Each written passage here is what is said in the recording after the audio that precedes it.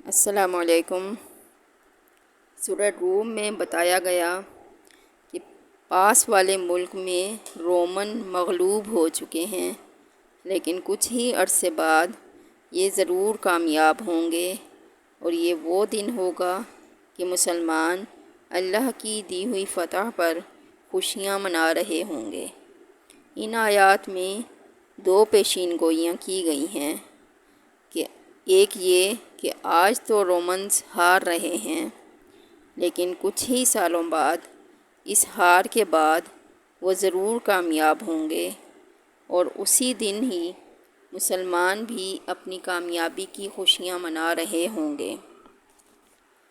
کافروں نے اس بات کا بہت مذاق اڑایا کہ رومن امپائر کا بچ جانا ناممکن ہے، لیکن حضرت ابوبکر رضی اللہ عنہ کا اسلام کے شروع دنوں ہی میں قرآن پر یقین اتنا پختہ تھا کہ انہوں نے مکہ کے ایک کافر سے شرط لگائی کہ اگر رومنز 3 سال میں کامیاب نہ ہوئے تو میں تمہیں 10 اونٹ دوں گا۔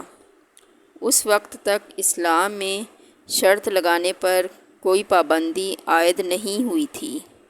جب رسول اللہ صلی اللہ علیہ وآلہ وسلم کو اس شرط کا پتہ چلا تو آپ صلی اللہ علیہ وآلہ وسلم نے حضرت ابوبکر رضی اللہ عنہ سے فرمایا کہ اس شرط میں 3 سال سے بڑھا کر 10 سال کا ٹائم کر دو، اور اونٹ بھی 10 سے بڑھا کر 100 کر دو۔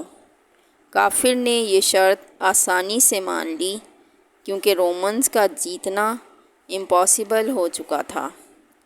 برٹش ہسٹورین ایڈورڈ گبون، جس نے رومنز امپائر پر 6 والیومز کی کتاب لکھی ہے، اس نے بھی یہ کہا کہ قرآن کی اس پیشین گوئی کا 7-8 سال میں بھی پورا ہونے کا کوئی چانس نہیں لگ رہا، کیونکہ پرشینز بالکل بھی رومن امپائرز کے دارالحکومت قسطنطنیہ تک پہنچ چکے تھے اور اسے چاروں طرف سے گھیر لیا تھا، لیکن قسطنطنیہ کو فتح کرنا ناممکن تھا، اور اس واقعے کے 900 سال بعد تک بھی قسطنطنیہ کو کوئی فتح نہ کر سکا۔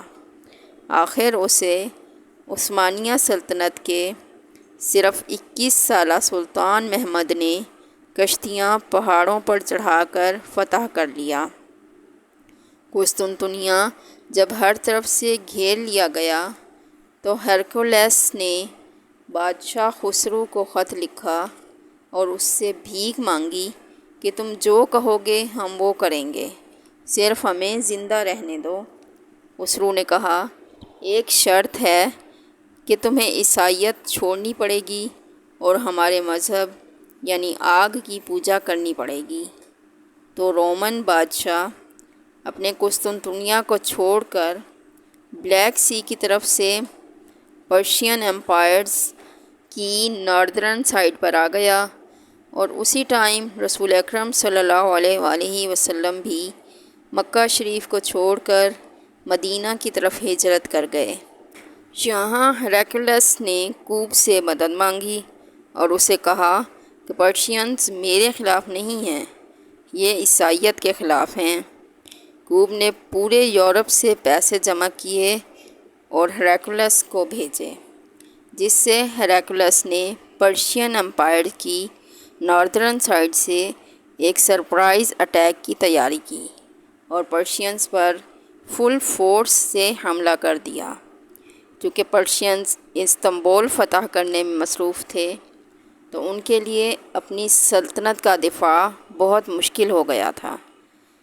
ہیراکلیس بہت تیزی سے آگے بڑھتا گیا اور ایک کے بعد ایک شہر فتح کرتا گیا، اور آخر کار وہ اس شہر پہنچا جو پرشینز کے لیے سب سے مقدس شہر تھا، جو ان کے لیے مکہ جیسا تھا، جس میں ان کا سب سے بڑا آگ کا ٹیمپل بھی تھا، جس میں آگ بہت سالوں سے جل رہی تھی۔ تو ہیراکلیس نے اپنا پورا بدلہ لیا اور اس شہر کو اسی طرح تباہ کیا جس طرح انہوں نے یروشلم کو تباہ کیا تھا۔ اس کے بعد کہ مکمل طور پر بدلنے لگ گئی تھی، اور یہ کئی سالوں میں رومنز کی پہلی بڑی جیت تھی کہ وہ اپنی کھوئی ہوئی سلطنت دوبارہ حاصل کرنے لگے تھے۔ اور اسی ٹائم میں مسلمانوں کے صرف 313 جان نثاروں نے کافروں کو جنگ بدر میں ہرا دیا اور اپنی پہلی جنگ جیتنے کا جشن منانے لگے، اور قرآن پاک کی پیشین گوئی پوری ہو گئی۔ حضرت ابوبکر رضی اللہ عنہ نے جو شرط لگائی تھی وہ جیت گئے، اور مکہ کے اس بندے نے ان کو 100 اونٹ دیے۔ لیکن اس ٹائم اسلام میں شرط لگانا حرام ہو چکا تھا، تو رسول کریم صلی اللہ علیہ وآلہ وسلم نے فرمایا کہ یہ 100 کے 100 اونٹ غریبوں میں بانٹ دو۔ دوسری طرف ہیراکلیس آگے بڑھتا گیا اور آخر پرشینز کے کیپٹل مدین کو چاروں طرف سے گھیر لیا۔ جب انہیں کوئی امید نظر نہ آئی تو خسرو کے بیٹے نے اپنے باپ اور 18 بھائیوں کے سر کاٹ دیے اور رومن ایمپائر کے سامنے سرنڈر کر دیا، اور اس جنگ میں رومنز کا جتنا بھی پیسہ خرچ ہوا تھا وہ سب واپس کرنے کا وعدہ کر لیا، اور اپنی ساری فوج کو رومن ایمپائر سے واپس بلا لیا۔ پرشین ایمپائر بہت ہی بری طرح ہار چکی تھی۔ رومن بادشاہ نے اس کراس کو جو پرشین یروشلم سے بڑے غرور سے لے کر گئے تھے واپس لایا، اور اسے اسی جگہ پر لا کھڑا کیا جہاں وہ پہلے تھا۔ اور اسی سال مسلمانوں اور مکہ والوں کے درمیان صلح حدیبیہ کا معاہدہ ہوا، جس سے مسلمانوں کی تقدیر ہمیشہ کے لیے بدل گئی۔ قرآن پاک نے اسے سب سے بڑی فتح کہا۔ ہیراکلیس اب دنیا کا سب سے بڑا طاقتور حکمران بن گیا تھا۔